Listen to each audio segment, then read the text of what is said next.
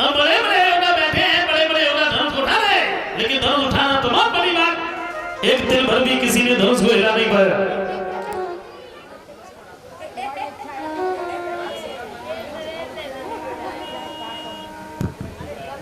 समझाया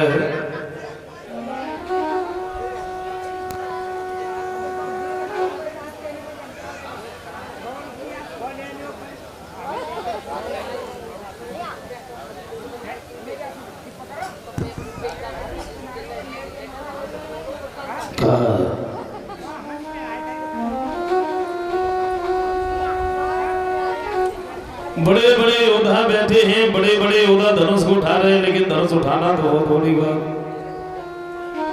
एक तिल भर भी किसी ने धनुष को हिला नहीं पाया। भूप सहस्त्र दसई कई बारा और लगे उठावन टनय नटारा।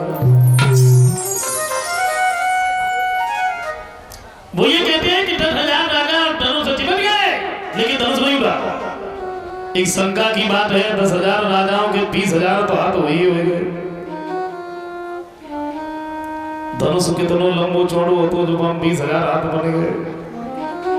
और जरा सोचो अगर काऊ काट बस वो धनुष टूट जाता तो सीता किन किन के गले में जो मारा डालती। भूप सहस्त्र दस, यानी जितने भी राजा थे और सबकी गिनती थी 10,000 की, सबको एक ही बार धनुष उठाने का एक ही बार मौका दिया गया, दूसरी बार किसी का नंबर नहीं आया। और देखो धनुष उठाएगा तो एक विवाह भी एक ही साथ में होगा। और गोस्वामी तुलसीदास जी ने इसमें 10,000 राजाओं का जिक्र किया, 10,000।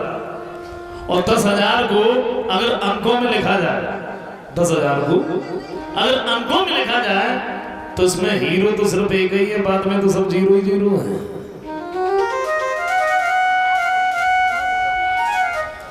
धनुष जब नहीं उठा, महाराज जनक ने देखा तो उठ के खड़े हो गए, जवाब दिया है सभा के लोगों, अगर मैं डर जाता दुनिया में कोई योद्धा नहीं है, दुनिया में कोई वीर नहीं है, तो मैं धनुष तोड़ने का फिर नहीं करता। अब मुझे मालूम है सीता का विवाह किसी के भाग्य में नहीं लिखा, इसलिए हमें तो ऐसा लग रहा है कि कुआरी लली रही और कोई पीरा था पेट धनुष की धारी। कुआरी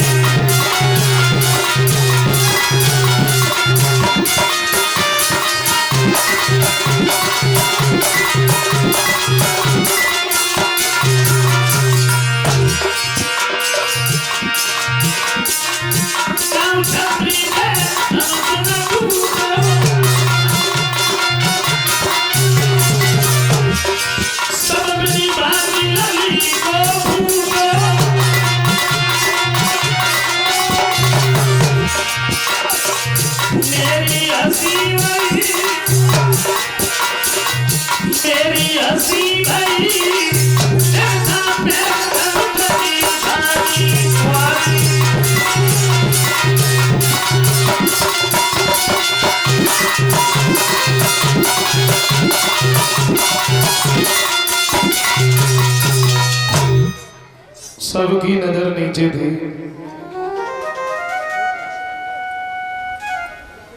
लेकिन लक्ष्मण पर खामोश नहीं बैठा गया। लक्ष्मण उठ करके खड़े हो गए और जवाब दिया, क्या कह रहे हो जनक राज?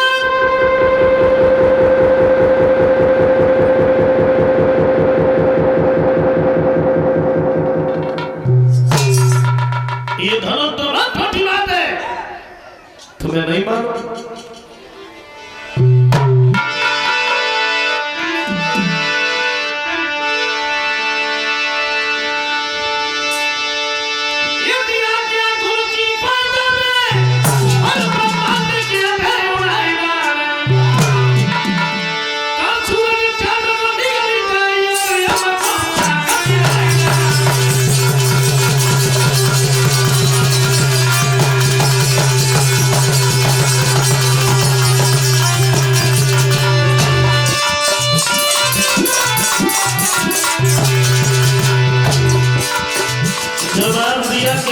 हो दुनिया में कोई वीर नहीं है, दुनिया में कोई योद्धा नहीं।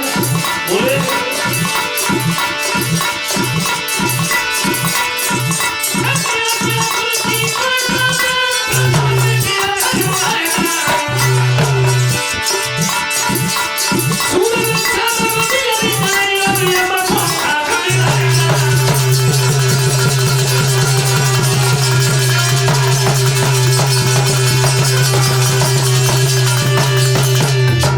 सबकी नजर लक्ष्मण की तरफ जमी गई। बाजी वाह, जरा सा बालक और इतनी बड़ी बात है। विश्वामित्र जी कहते हैं लखन खामोश बैठो, ये काम तुम्हारा नहीं है। तो तुम बोलने लगे। प्रभु श्री राम जी कहा है बेटा राम तुम उठो, जनक के संताप को दूर करो। श्री राम जो थे गुरु जी की आज्ञा को लेकर के वहां से आगे बढ़े हैं। बड़े बड़े योद्धाओं ने देखा तो हंसने लगे, लोग ये धनुष उठाएंगे। सीता ने देखा तो देवी देवताओं को मनाने लगी। भोले बाबा से विनती की है, फिर पार्वती से विनती की है, फिर उस धनुष से विनती की है कि तुम इतने हल्के हो जाओ तो प्रभु राम तुम्हें बड़े आसानी से उठा सके। श्री राम तब तक सामने पहुंच गए। प्रभु श्री राम ने धनुष को एक ही हाथ से उठा लिया। उठाते तो सबने देखा, लेकिन तो फिर पता नहीं कब झुकाना धनुष और आवाज गया।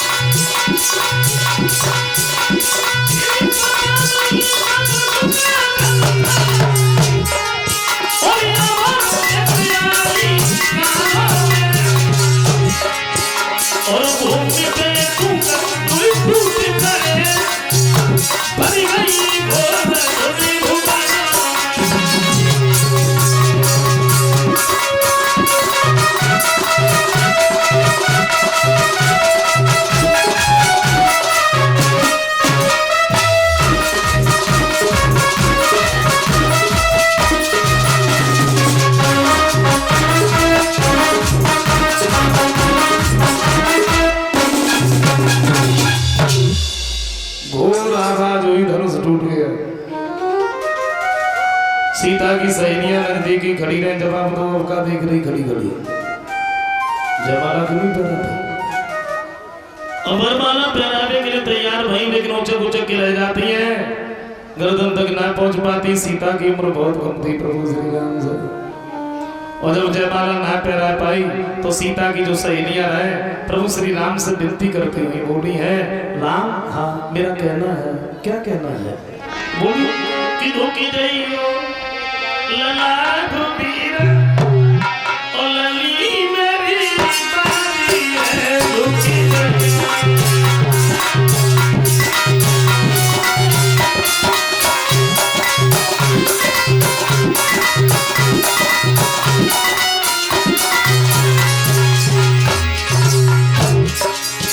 बोली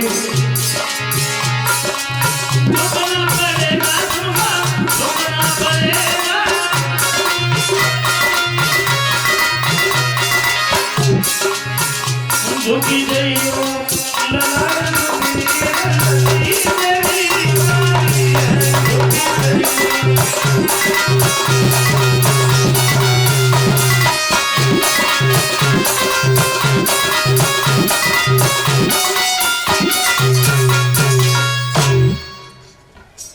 प्रभु श्री राम ने सोचा अगर जी कह रही तो हम झुके जाता, हमें क्या बहु जाता। और जैसे झुकने के लिए तैयार भये सो लक्ष्मण नजदीकी खड़े रहे। सब धीरे से बोले भैया, बोले हाँ, बोले ससुराल सो हो जाए के सामने सो पहली बार झुक गए ना तो सारी जिंदगी ऐसे झुके रहे, वो और सीधे खड़े हो गए, वो नहीं झुके। सोची आए अब क्या करें, जयमाला कैसे करूंगा। फिर लक्ष्मण से कही तुम्हें कोई उपाय सोचो। लक्ष्मण बोले तुमने अब कही है, थोड़ी देर पहले अगर कह दी होती तो जयमाला तो कब की पैरवा दी होती। सबको सुनाएगी कि बात कही, देखो भैया ने धनुष तोड़ो और हमने इनके पैरों ना छुए। लक्ष्मण ने पैर छुए, श्री राम ने झुक के लक्ष्मण के सिर पे हाथ रखो। सीता को मौका मिल गया, जयमाला डाल दी और जयमाला डाल करके हट नहीं पाई। क्रोधानिधान परशुराम जी का आना हो गया। परशुराम जी ने जब क्रोध किया है, प्रभु श्री राम ने समझाया।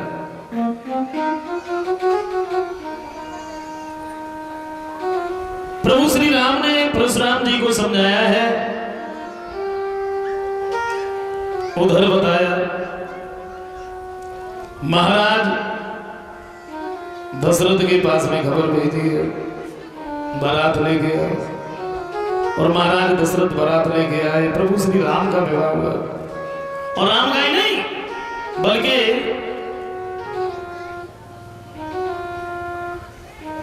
चारों भाइयों का विवाह हुआ। राम का विवाह हुआ सीता के साथ में, लक्ष्मण का विवाह हुआ उर्मिला के साथ में, भरत का विवाह हुआ मांडवी के साथ में, शत्रुघ्न का विवाह हुआ श्रुतकीर्ति के साथ। लेकिन जगदीश रामायण का ये प्रमाण है, राम का विवाह हुआ, राम